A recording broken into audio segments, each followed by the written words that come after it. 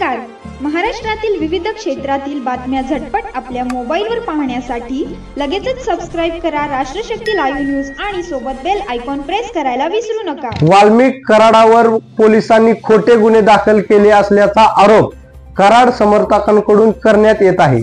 वाल्मिक कराड यांच्यावरील खोटे गुन्हे मागे घ्या या मागणीसाठी बीड जिल्हाधिकार्यालयासमोर उपोषण आंदोलनाला सुरुवात झाली आहे.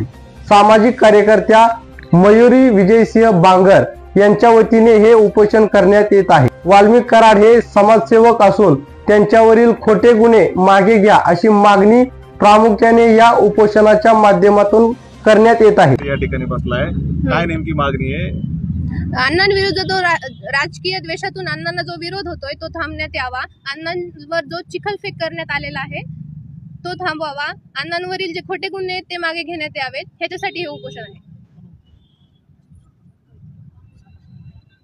खंडणीचा गुन्हा त्यांच्यावर दाखल आहे, त्याचबरोबर 302चा जो गुन्हा दाखल झालाय त्यांच्यामध्ये देखील त्यांचं नाव जे आहे ते घेण्याचा मागणी होती. कसं बघताय?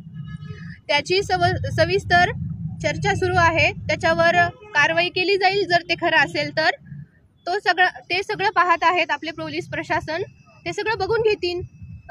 मुख्यमंत्र्यांनी मोका लावायची घोषित केले, त्याच्याकडे कसं?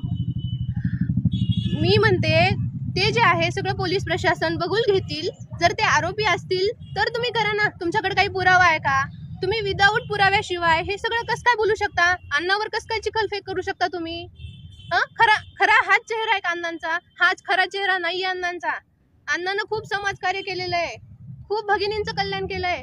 माझ्यासारख्या खूप साऱ्या भगिनी अण्णांसाठी आवाज उठवू इच्छिते, त्यांचं नेतृत्व करते मी. या उपोषणाचं नेमकं स्वरूप कसं असणार आहे? मी आता माघार वगैरे घेणार, कसं स्वरूप कसं असेल? जोपर्यंत अण्णांवर खोटे गुन्हे दाखल करणाऱ्यांनी, अण्णांवर चिखलफेक करणाऱ्यांवर जोपर्यंत कारवाई केली जात नाही तोपर्यंत मी हे उपोषणातून माघार घेणार नाही. माझ्या उपोषणाचं स्वरूप असणार आहे, मी इथं उपोषण करते अन्न त्याग करून.